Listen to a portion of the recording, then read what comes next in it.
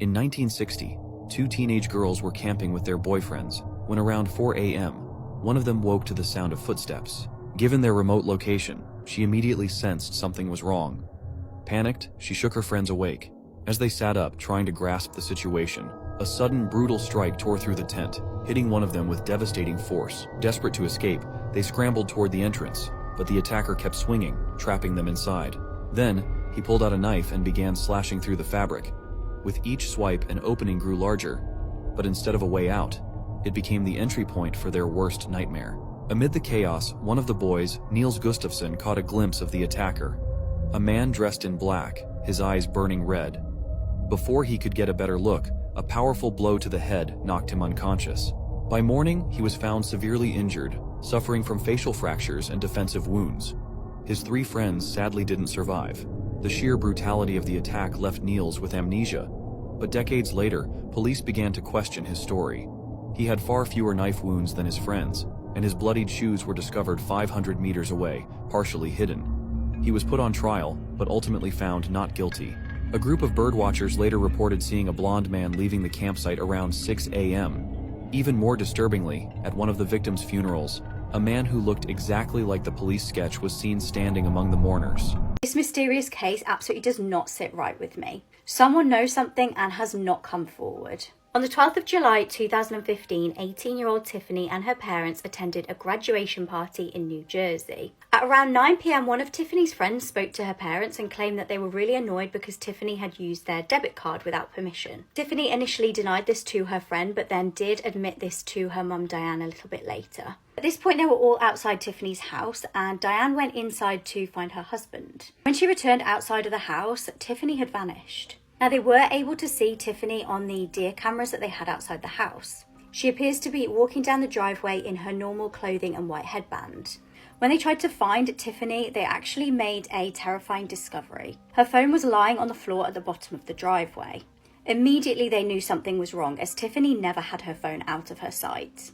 At 11:30 p.m, her family called the police. Little did they know, 27 minutes earlier, Tiffany had been hit by a train. Frustratingly, pretty much straight away, police presumed this death to be a self-unaliving. However, that just didn't seem to fit with the evidence presented. All of Tiffany's family and friends said how much of an upbeat person she was and that she was really happy at the time. She was making plans for the future, and the autopsy also showed that she had a clean toxicology report. Now, in the deer cam footage, she was fully clothed, but when she was found, she was just in her underwear with no shoes on. Upsettingly, 2 weeks after her death, Tiffany's mum actually found her missing trainers and headband more than a mile away from the tracks. Could someone have murdered Tiffany and then dumped her body on the train tracks to make it look like she did this herself?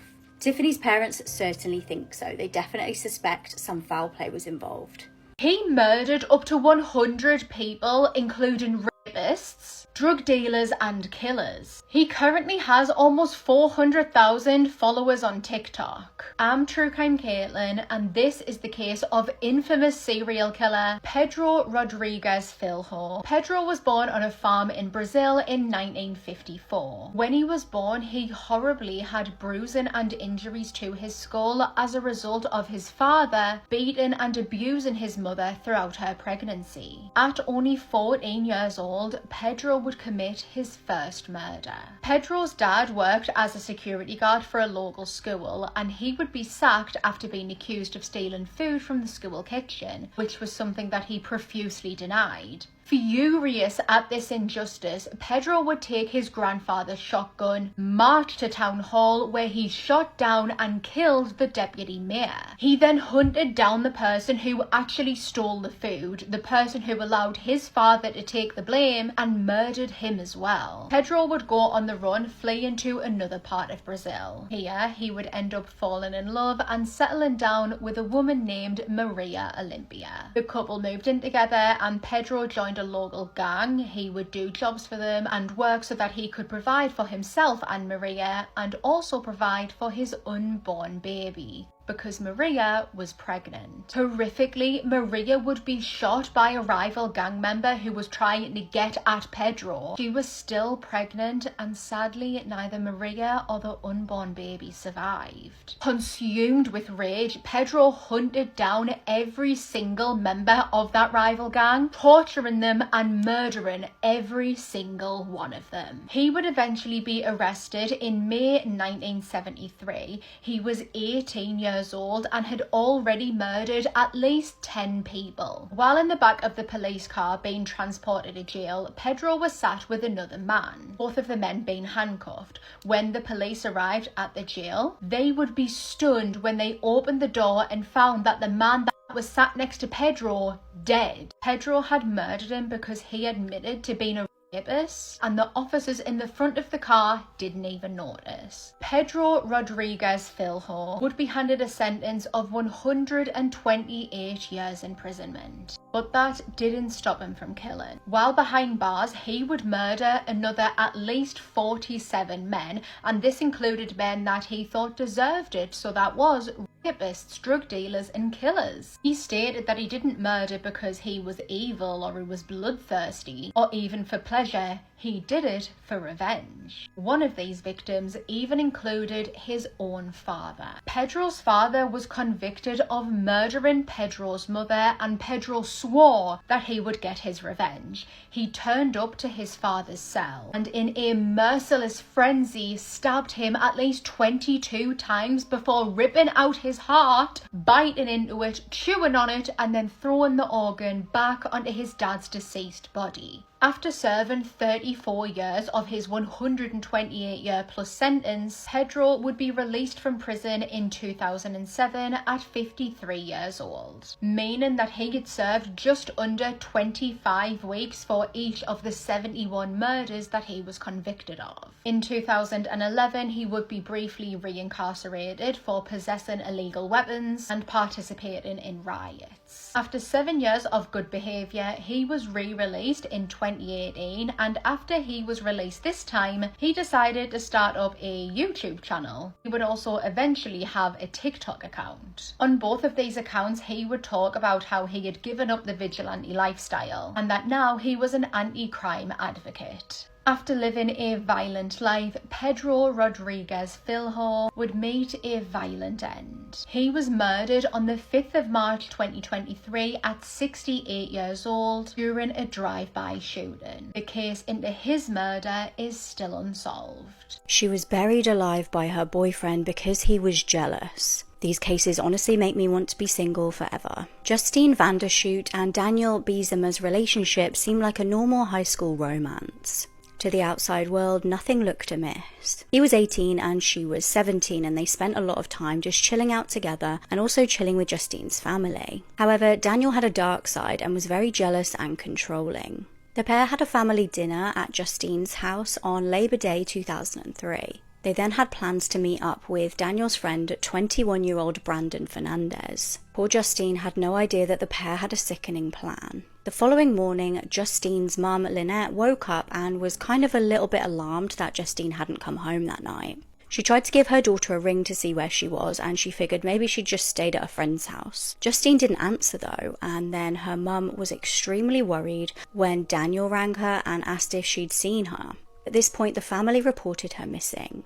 Now, police interviewed Daniel and asked him about his whereabouts that evening, and he said he had been with Justine and then he'd left her to go and get a drink. Brandon was also interviewed and he claimed he'd been with Daniel that night and it was just the two of them alone. A day later, worryingly, Justine's vehicle was found abandoned in a car park just miles from her home. Justine's friends were then questioned by police, and worryingly they found out that the relationship between Justine and Daniel had been quite toxic. They also discovered that Justine had been speaking to another guy earlier that year. She apparently quite liked him and they were speaking a little bit. Now, officers tracked down this guy called Dave and they actually interviewed him too. He said though that they had been in communication on the phone a little bit, but that had actually been cut off earlier on. Could this have been a motive for Daniel to want to kill his girlfriend? Now, it turned out Brandon also had a possible motive for this killing. Justine actually knew something about Brandon that was quite incriminating, that effectively he cheated on his girlfriend. Officers then looked more closely into the account that the boys had given of their evening. They found out that they'd actually lied about it being just the two of them, and there'd actually been more people at the apartment with them that night. These people cooperated with police and did eventually state that the boys had gone off together at some point that night. Now, the whole story then started to fall apart. Brandon admitted that Daniel had thought Justine was cheating, so they'd hacked into her phone. Upon finding out that she was talking to this other guy, they'd hatched a sickening plan. Daniel strangled Justine and loaded her body into Brandon's car. They then drove her to a wooded area and took off her clothes. She was reportedly moving in the grave, and they placed her in it and poured a substance over her to try and make her body decompose quicker. Now, horrifically, she was actually gasping for air at the point that they buried her. A pathologist confirmed she had dirt in her lungs consistent with being buried alive. Brandon got just 15 years for second-degree murder, and Daniel got 25. After 65 years, the boy in the box has finally been identified. This was Philadelphia's oldest unsolved homicide, a case that has haunted people all over the world. Hi, I'm Meg, I talk about true crime, and let's get into this case.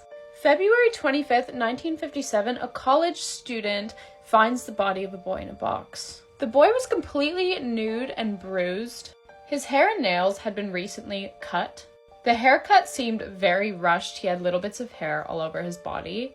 His body had been recently washed, and he was wrapped in a plaid blanket. He had a few unique scars on his body that hinted that he maybe had some sort of medical procedure. The cause of death was never 100% known, but they think it was blunt force trauma to the head. And unfortunately, due to the extreme temperatures at the time, they weren't able to identify when he had actually died.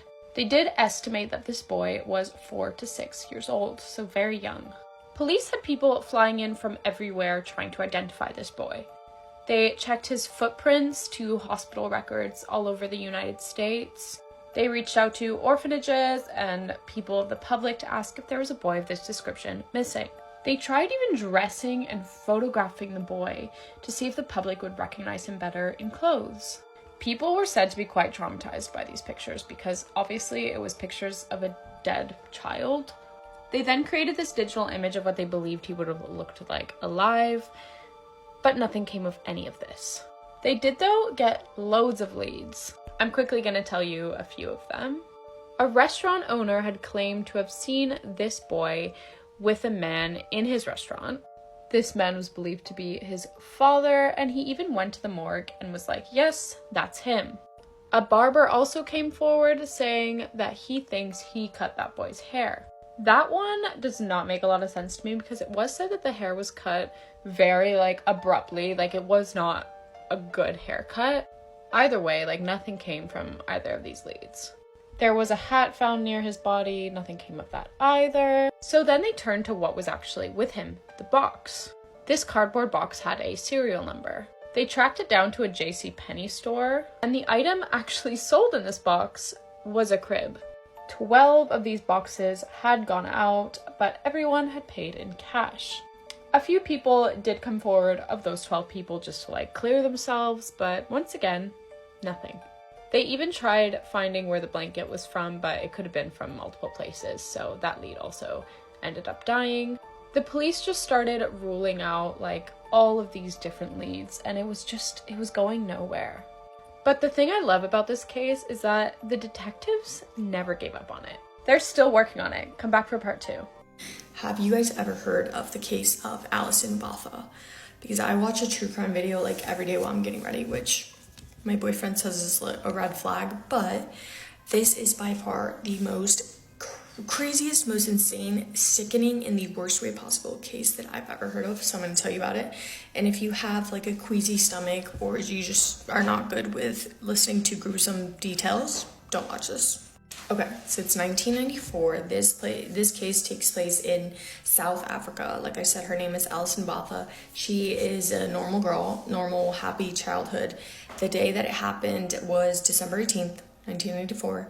and she goes out with her friends. They have a beach day or whatever, completely normal day. They go back to her apartment to hang out, and then one of her friends is going to walk home, and Allison is like, I don't want you to walk home, I'll give you a ride. So it's 1 a.m. Allison drops off her friend. She goes back to her parking lot. Back in her apartment, she is getting out of the car. A guy comes up to her with a very, and I don't want to say the wrong thing because I don't want TikTok to take this video down, but a very sharp, long weapon that you usually use in the kitchen. And a guy puts it up to her neck and says, get in the car or I'll kill you.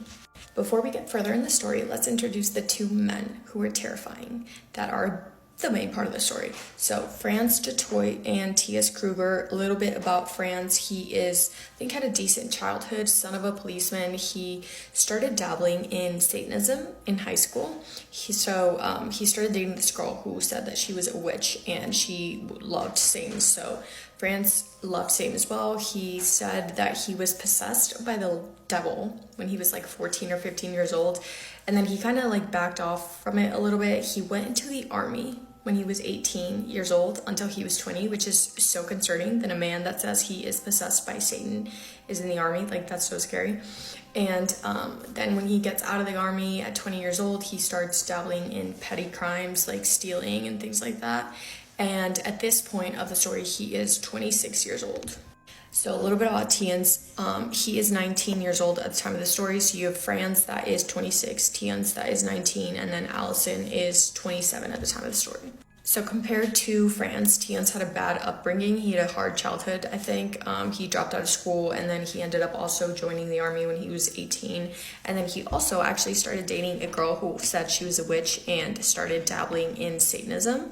And I guess that's kind of how the 2 guys became friends, because they both dated witches that loved Satan, and they loved Satan, and then they were both in the army, so they kind of had that in common. Okay, so back in the parking lot, Franz is holding the thing on Allison's neck, and he's like, don't worry. He's like, get in the car, whatever. They get in the car. He says, don't worry, I don't want to hurt you. He keeps telling her that over and over again, and then he's like, we have to pick up my friend. The friend being Tians. So now Franz and Tians and Allison are in the car. They drive her out all the way to the field.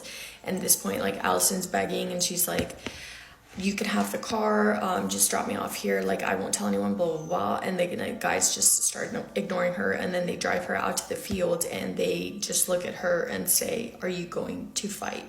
By that point, Allison knew what was going to happen, and I think you can assume what happened. They abused her in the worst way possible.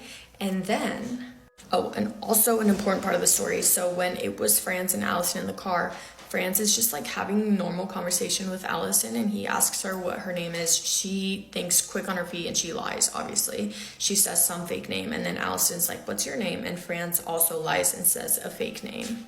Okay, so after they do what they do to Allison, then they start talking, the 2 men start talking amongst each other, and that is when Allison finds out both of their real names, because she hears them saying Franz and Tina, so she puts 2 and 2 together, realizes those are their names, and this is an important part of the story. So they're discussing right in front of her what if they should kill her and how they should kill her, and then they decide that they should. So they take the sharp object, they start so many times, 35 to be exact, in the stomach, just over and over and over in the stomach 35 times. And then, as if that wasn't enough, I don't know if it was Franz or Tians, but he takes the sharp object and goes like this across Allison over and over and over again, 16 times. 16. So this is where it gets crazy. So then the 2 guys are discussing. Allison blacks out at some point, because how could you not? She like passes out, and then she kind of comes back to it. The 2 men are discussing if they think that she is actually dead or whatever. They decide that they do think that she's dead, because how would a human ever survive that kind of attack? Allison hears them talking about this, and she is again quick on her feet, and she decides to play dead. So she's just laying there pretending like she's dead. So then the 2 men leave. They leave her because they think it's done. And then Allison is just laying on the ground, like kind of bleeding out. And she thinks, I'm going to die here. This is it for me. And then she was like, found some sort of strength to think, I don't want these men to do this ever again to anyone else. So she's laying on the field with the littlest amount of strength that she is left. She writes on the sand, their first names. She only knew their first names, but she writes them on the sand so that the police could know who actually did this to her. And then this is really sad, but she writes also on the sand, "I love mom," so that when they found her, her mom would know that she was thinking about her on her last few minutes. And she kind of just lays there accepting her fate, and she's like, "I'm gonna die, death is gonna come for me," but that death does not come. And this is where it gets gruesome. So then Allison is like, okay, can I survive this? She starts thinking maybe she does have a chance, and she decides, she gathers up however much strength she has somehow, and she gets on her hands and knees, and she feels like something wet on her feet. So at this point, she looks down and she realizes that the wet things on her feet, obviously blood, but her intestines are outside of her body. So somehow she gathers, again, the smallest amount of strength that she has left. She reaches onto her clothes. She gets her clothes because she realizes that the men threw them out of the car before they left. She gets the clothes, wraps up her stomach to kind of hold the insides in, back in, and then she tries to stand up. I am warning you about this part. So as she stands up, she gets on her feet. She realizes that everything goes black. She's like so confused, like, why is this dark? She can't see anything. She reaches up to her head with her hand. So one hand is holding her insides in. She reaches up with her other hand and she can't find her neck. Like, she just is feeling nothing. And she realizes that because of the 16 of these, her head is basically decapitated and it's flopped back, which is why she can't see. And this is so insane. I can't even believe that this is like a real story that I'm saying. But so she kind of reaches for her head, puts it back in place, and is just holding it and is like, okay, this is it. This is all I got. She walks back to the main street. When she gets back to the main street, a car drives by and sees her. I can't even imagine what she looked like. And then they actually drive away. The second car drives by and Allison is kind of like afraid that it's going to be the two men coming back to finish her off, but luckily it's a group of students, and one guy is a 20-year-old guy. He's actually a veterinary student. So the guy who is essentially the hero of this story, besides Allison herself, she's literally a hero as well. She's her own hero. His name is Tian, not to be confused with Tian's the bad guy. So Tian is a student. He gets out of the car. He starts helping Allison immediately. Calls 911. 40 minutes pass, an hour passes. After an hour and a half, finally the ambulance comes, and Tian's just knows that he has to keep Allison alive. Somehow she obviously can't talk, but she's still like opening her eyes and stuff, and it just keeps telling her, "You've the most beautiful eyes I've ever seen. Keep them open, keep them open, keep them open." And somehow she does. So after 2 hours, actually not an hour and a half, finally the ambulance shows up. It's actually insane how much the universe was on Allison's side at this point, because who could ever survive that? And then, like, luckily she got enough strength and was able to drag herself to the main road. Luckily, that specific car of students stopped, because since Tian was a veterinary student, I can't say that word, he kind of knew what to do to keep her alive long enough for the ambulance to show up. And then, so she goes to the hospital, is rushed into emergency surgery, obviously, and luckily the surgeon that was operating on her was actually a throat specialist, so he could like deal with the whole situation. Well, somehow this video is almost 10 minutes long, so I'm gonna have to do part 2. Sorry. He sat grinning on national television, pleading for his wife to come home. He was the one who had murdered her and dismembered her body. Some people felt sorry for 25-year-old Mitchell Key as he sat on the sofa on the This Morning TV show. He was being interviewed by Richard Madeley and really scrutinised. He was asked by Richard Madeley, "Did you kill her?" Mitchell, grinning, replied, No, I just wish someone would listen to me." Some eagle-eyed viewers couldn't help but to think that something was off with this so-called grieving husband. Lindsay and Mitchell from Southport had got married in 1995. Lindsay was just 17 years old at the time. Now, the pair went on to have 2 children together, and Lindsay was a great mum. Despite things seeming normal to the outside world, behind closed doors, Mitchell was a violent man. Lindsay had even got the courage to leave Mitchell a number of times and seek help from a women's domestic violence support service. However, Mitchell was extremely intimidating and manipulative. The pair ended up back together, and then around Christmas 1998, the mother of two vanished. It would take an entire 2 months before she was actually reported missing, and this wasn't by her husband. Social services had to get police involved. Suddenly, Mitchell was under the spotlight and police were questioning him about the last time he'd seen his wife. He claimed he hadn't seen her since Christmas Day. He told them that she'd just upped and left him without any consideration for their children. This really didn't fit what Lindsay's friends and family knew of her. He painted this sob story of himself being a victim, and he also told the press, "I thought she would have come back for the kids, but she obviously does not care about us anymore." He knew this was a vicious lie. He even went as far as to concoct a story to authorities that he'd once seen her in a black Mercedes in Southport, and she'd sent him a letter saying that she'd run off with another man. The police knew that Mitchell was extremely suspicious. He was seen kind of grinning and didn't seem to be acting the way that you actually would if your wife had vanished. They had no way, though, to prove that he was involved in his wife's disappearance. Over the next 18 months, Mitchell almost went on this strange publicity spree, going on different TV shows talking about the case. It seemed like he was enjoying the attention and goading police. Now, Mitchell sent one police officer a Christmas card with a bottle of hair dye as a gift. He put on the card, "Get rid of the grey bits to have extra confidence." Mitchell even allowed a documentary crew to follow him round filming to create some sort of show. Ultimately, police realised that they were going to have to interrogate Mitchell. They ended up arresting him, and after a couple of days of interrogation, he ended up admitting to the hideous crime. He'd callously and brutally strangled his wife to death. This was after they got in an argument because Lindsay said she wanted a divorce. Once she was dead, he hid her body in a bedroom and covered the cracks in the door so that her children wouldn't smell the body. Chillingly, Mitchell had actually convinced his butcher brother Elliot to help him dismember her body. Mitchell then scattered her body parts over various parts of the seaside town. Elliot was given 7 years in prison, but only spent 4 years behind bars. Mitchell was given 17 years and has applied for parole numerous times, but this has always been denied. When people used to tell me that women need to really be careful when they travel, I always thought it was a sexist thing because what? You don't think I can take care of myself? No. I saw this story on TikTok and I need to share it with you guys because I could not sleep for a couple of days.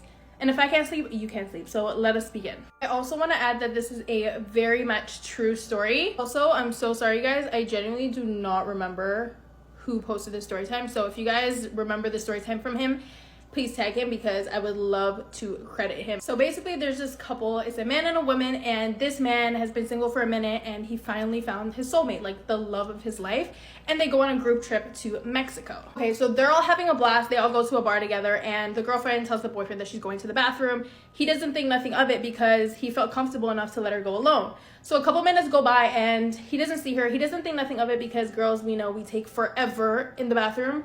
But then too much time goes by and he gets suspicious. So he goes looking for her. So now he goes to look for his girlfriend. Girlfriend is gone. She just vanished into thin air. Now he starts panicking and everybody starts panicking because where did this girl go? She just went to the bathroom. Everyone's now obviously freaking out. They're all looking for her. A couple of days, they keep looking, cannot find the girl. I forgot to mention that they drove across the border to Mexico. They didn't take a plane. So after a couple of days not being successful, they decided to drive back to America, get more people to help, get the girlfriend's family members, and drive them back to Mexico to look further. At this point, the boyfriend is so distraught because he's sitting there thinking, oh my gosh, I just found the love of my life and now she's missing. Like, this cannot be real. Okay, so now everybody obviously cuts their trip short and they're all driving back to America together. Obviously, the boyfriend is sitting there in the car just thinking about everything that's happening and just cannot believe that this is real.